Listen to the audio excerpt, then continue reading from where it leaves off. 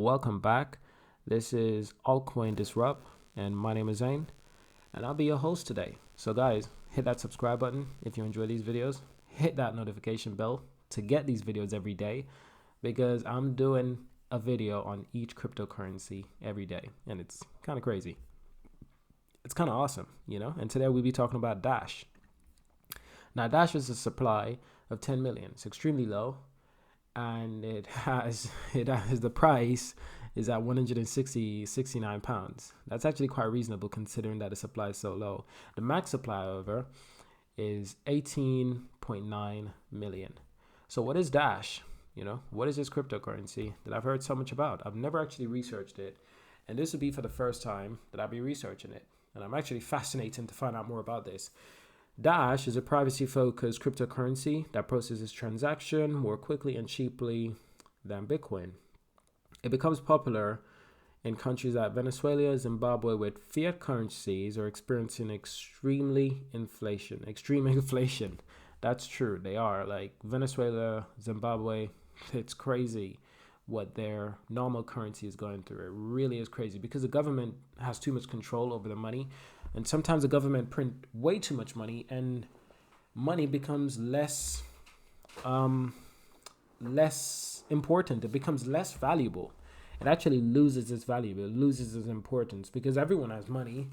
So the importance of it has to change. So what is Dash? Dash is one of the largest of a new group of coins known as anonymous cryptocurrencies, built using the same code base as Bitcoin. Dash has its own miners, developers, and wallets. However, the network creator made a few key changes to ensure transactions fees stay permanently low and transaction times are much faster. Did you know the name Dash is portmanteau of digital cash? Dash. I like that. I really do like that. So it simply means digital cash. That's kind of cool, which is same to Bitcoin. And that's kind of cool too. Dash was launched by an American blockchain developer called Evan Duffield. January 2014, Evan Duffield created a fork of Litecoin called Xcoin. And January 2014, Xcoin is rebranded Darkcoin. January 2015, Duffield shifted the code base to be built on Bitcoin, and March 2015, Darkcoin is rebranded as Dash. That's a fascinating history, right? So it was a fork of Litecoin, and then it turned into a code base of Bitcoin. That's fascinating. What's so special about Dash? Dash has a number of interesting features. Anonymity. Dash allows you to send your funds privately by mixing it in between several other transactions, making it difficult to identify any specific transaction. Instant send. For people who need to send transactions more quickly, there is instant send, which allows cryptocurrencies to be moved between users within 1.5 seconds. Decentralized governance. Dash has its own governance and funding system that allows people to apply for funding for their own Dash-related projects. That's pretty good. How is Dash produced? Dash uses a similar proof of work mining technique found on Bitcoin. As such, miners on the network verify transaction by trying to calculate a finitely difficult puzzle. Learn more about the mining. So Dash was designed to have a total supply of 18 million coins. At its current rate, all Dash coins will be dug up sometime in 2,300. That's fascinating. And given that the supply is so low, this coin has a great chance of 100xing, even though that's crazy. That's crazy talk. I mean, is it one question? Well, a few questions that I have is this coin decentralized, and will it 100x? So if this coin had to 100x, and take 170 pounds times that by 100, that equals 17,000 pounds. That's what Dash will have to achieve if it wants to 100x. Is this impossible? Absolutely not. It's not impossible. Bitcoin has done it, and it wouldn't be the first coin, so it's definitely not impossible to 100x. So is it decentralized? That's what I'd like to find out right now.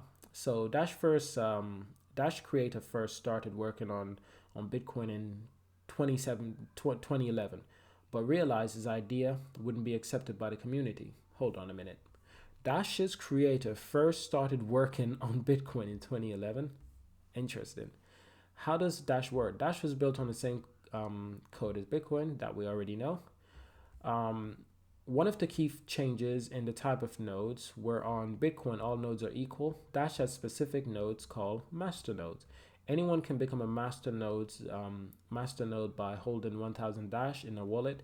Those nodes can perform a specific feature regular nodes can't and receive higher transaction fees as a result.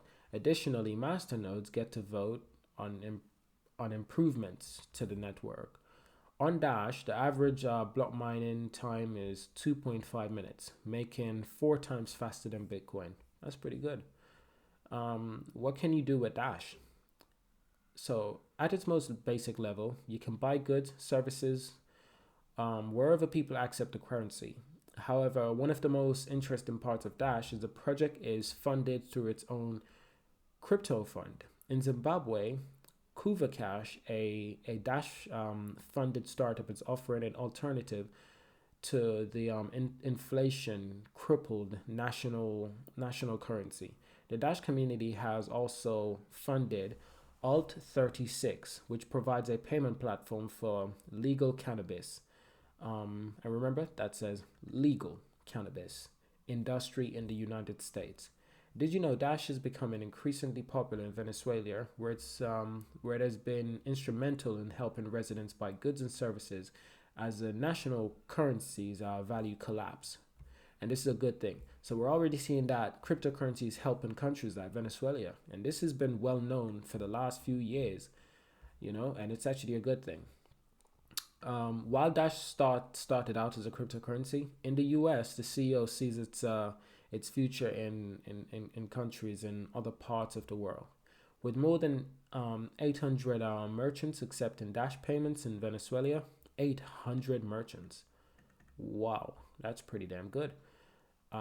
Dash has been busy creating the infrastructure and custom support team to help bring more people to the currency. With similar projects popping up in Zimbabwe, Dash could be one of the first coins to make a difference in the developing world.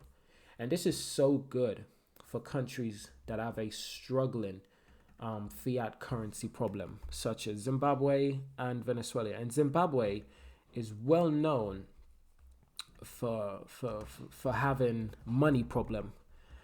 And I'll show you exactly what I mean. All I have to do is simply Google Zimbabwe money problem, and you will see exactly what I mean. This is what I mean. When the government prints too much money, it simply becomes extremely unvaluable. So if you want to get a loaf of bread, you probably have to carry around stacks of cash, absolute stacks of cash, which is just inconvenient for everyone. Because because there's so much money, the value just goes down, So people have to carry around more money just to make a simply purchase of bread. And it's kind of crazy because this is actually real. This is something that has happened in history. And it's a similar thing happening in Venezuela. Government had too much power, they printed too much money, and it becomes the value, it just loses its value. And then in Zimbabwe, you actually heard that the country was actually printing bigger bills. So instead of having a $100 bill, they would have a $100 billion bill or $1 million bill. That's just crazy, right? That's just absolutely crazy. Now the problem with this is that once something like this has occurred, it's hard to change it back to the regular system, because it's like opening Pandora's box. You don't know what the hell is going to come out. And once this thing is started, it makes it hard to go back to normal like the rest of the world, who just has simple currency where it's convenient for everyone to use money. But in Zimbabwe, it's just a hard problem to fix. And in Venezuela, the government just do not care about the people, and they just ruin people's life, all because they have the power, all because they have an army to protect them, all because they sleep comfortable at night, and they're absolutely horribly selfish people who don't actually care about their country. They just want to live the best life they can until they pass away. But they forget about everyone else, that the entire system is being broken down because of their stupidity, because they tried to do something that clearly doesn't work. Because if it worked, the rest of the world would be doing it. Now, you guys might be thinking, the US prints money, China prints money, the UK prints money. Absolutely. They do print money. But we don't get that money. That's the difference. That's the difference. Yes, they print money, but they use it for themselves. They don't give us that money. Because if they did give us that money, then everyone could go out and buy a new Lamborghini.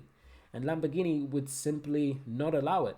Because if everyone can buy a new Lamborghini, Lamborghini might be thinking, well, we're getting the money now, but if everyone can have what they want, no one is going to work. The money simply, it doesn't create a stable economy. In fact, a stable economy is where there's a good balance. If everyone can buy a Lamborghini, that's not a good balance in the world, surprisingly. So that's a problem. So Lamborghini wouldn't allow people to buy a Lamborghini, because simply Lamborghini would be giving away cars for free, because the money loses its value.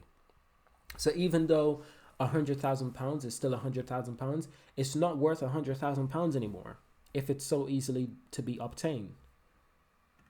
So that's the interesting thing about money. So money that cannot be replicated, like Bitcoin and Dash, is actually extremely unique. And given that they're mineable, it's even more unique and more special. But thank you guys for watching this video. Subscribe, leave a like, leave a comment, and I'll see you guys in the next one.